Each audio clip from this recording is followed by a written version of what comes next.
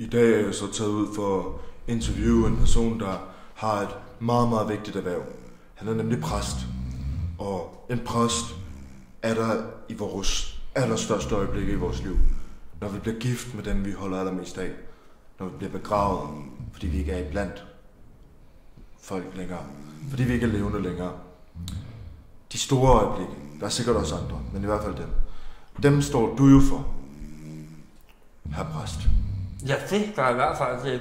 Kirken er det vigtigste, vi overhovedet har i hver samfund, ikke? Altså, det er det vigtigste overhovedet. Altså, du forestiller her, folk er sådan en kirke. Det der med, når folk siger, at min folkekirken, der er ingen, der gider. Men de først sagde, folk kigger rundt. Det er en, der sidder en der, der sidder en der, der sidder en der. Den er halvdelen af, hvad der kommer som en gudstjeneste. Det bliver kraftigt efter. Ikke? Det bliver efter. Fordi de er så vilde med Guds ord, ikke? De er så vilde med Guds ord, og det er meget forkert Guds ord, fordi jeg er præsten. Ikke? Som på en måde skal man godt sige, at jeg er Gud.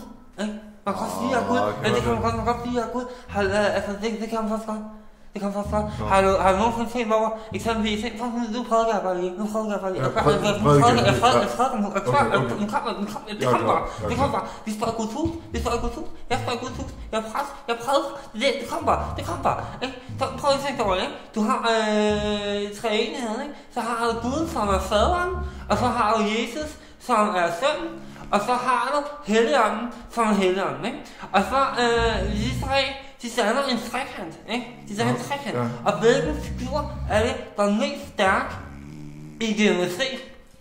Hvilken figur er det, der er mest stærk? Allerstærkeste figur, du har ikke. Nej, det er det. Det er en trekant. Og de tre, der er en trekant. Har du tænkt over det?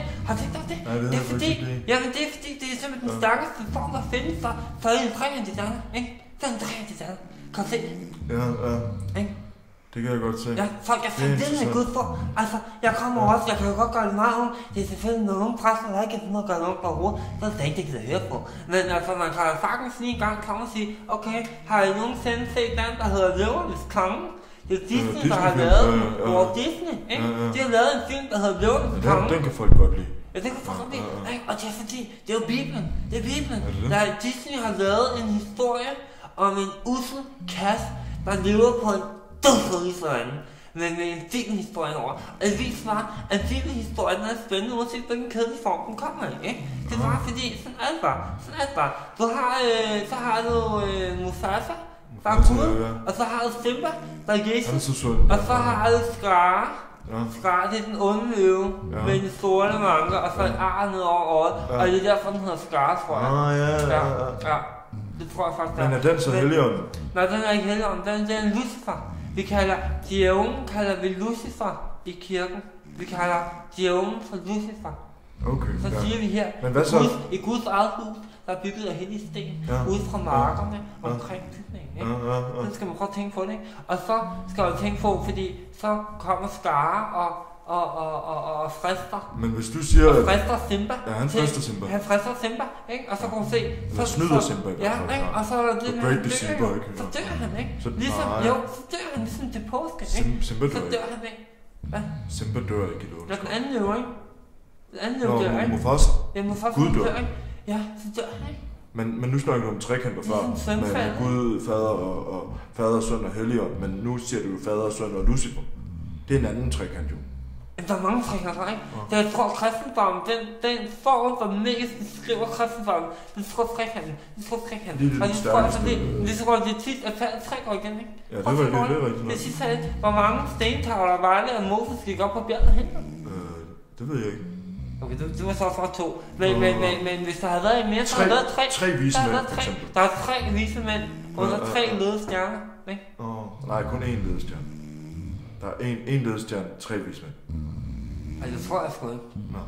Men jeg tror også, at har været... kigget op og hylder om natten, der er mange stjerner. Ja, det er jo nok, der er rigtig mange. Men der er kun 1, der er ledestjerne. Nå, men det er også lige meget. Jeg tror, jeg har, hvad jeg skal bruge. Tusind tak. Jamen husk, kom på søndag, der har vi naturvin til alter, og så har vi været nede i lavkagehuset, og så har vi hentet nogle af de der, du ved, deres teværkes. Så er det brød, man får, der er Jesu Kristi legeme. Så går man til kirken om søndagen, så går man op, og så knæler man for mig, sådan så hovedet er Det er noget af navnhøjde. Og så går jeg helt tæt på og siger, dette er Jesu Kristi blod. Og så giver så giver jeg økologisk rødvin. Og ja.